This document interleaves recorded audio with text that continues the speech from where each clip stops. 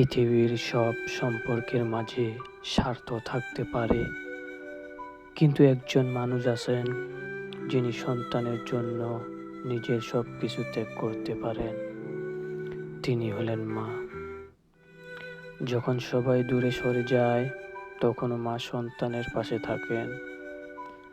সন্তানের কষ্টে যার চোখে পানি আসে, আবার সন্তানের হাসিতে তার মুখে হাসি ফোটে, সেই মানুষটি হলেন মা।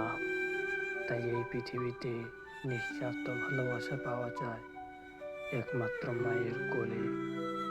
মা ছাড়া এই পৃথিবীতে আর কেউ স্বার্থ ছাড়া ভালোবাসে না। সবারই ভালোবাসায় স্বার্থ থাকে, শুধু মায়ের ভালোবাসায় কোনো স্বার্থ থাকে না। একমাত্র বিনা স্বার্থে ভালোবাসে শুধু জনম দুঃখে।